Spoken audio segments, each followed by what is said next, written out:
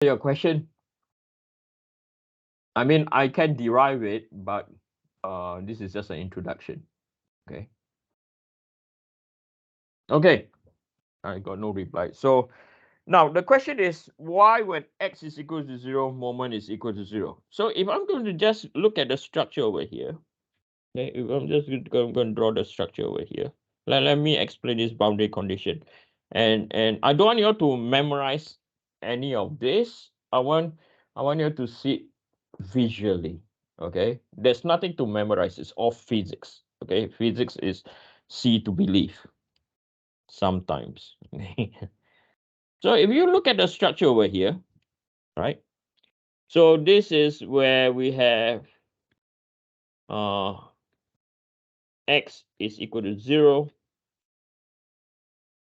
Over here we have a roller. This is x is equal to L. Now, why the moment is equal to 0? Okay. Now, let's simulate this. Okay. Now, what if now we remove the support at L? Then what if now we remove the support at L? What will happen?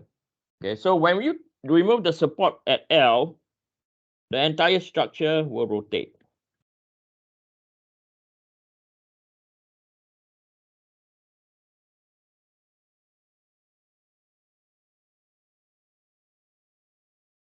It will not fall because at point A it's still been held.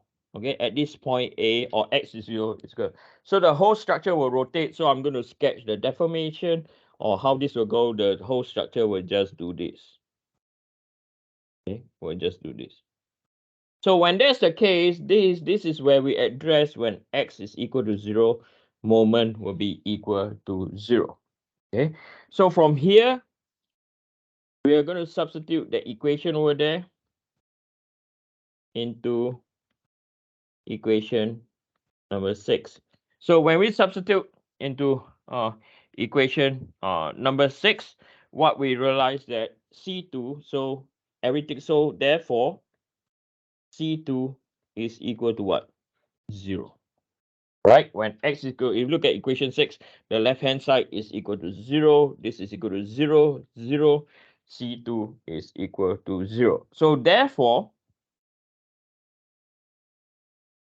moment at point x will be equal to minus omega x cubed over 6L plus by omega Lx over 8. And this is our equation 6a. Okay.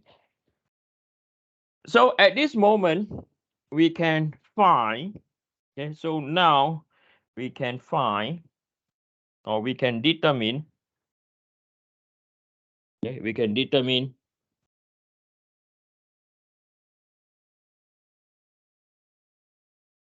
the shear force acting at point B and moment acting at point B.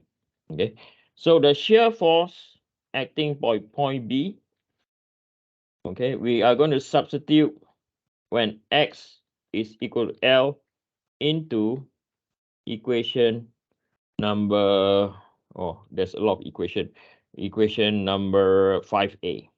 Okay, we're going to substitute in equation 5a. Okay, so if we look at equation 5a, right, you will have shear force at point B.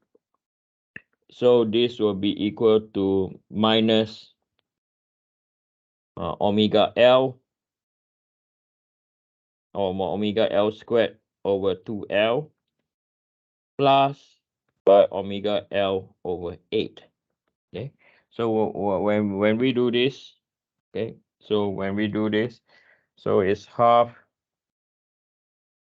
plus by, so it's going to minus 3 over 8. Okay, so minus 3 omega L over 8. So we have determined the shear force at point B. Then moment at point B. Okay, we're going to substitute x is equal to L into equation 6a. So when you substitute into the equation, so moment at point B will be equal to minus omega L cubed over 6L plus by omega L squared over 8. Okay, so minus 1 over 6 plus by 1 over 8 is equal to omega L squared. So it's equal to minus omega L squared over 24.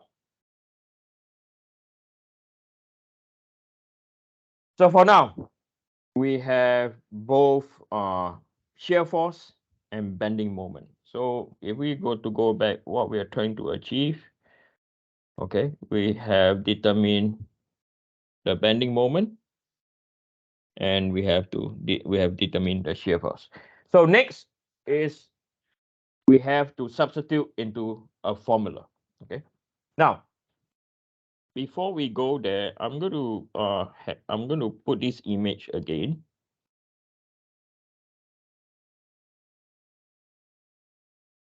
I'm going to paste here. Before I go any further, what I'm going to suggest now is we take a 5 minutes break. Okay, you have been listening for my voice for over an hour. We take a 5 minutes break. We come back at 8:50. Okay, let's take a break.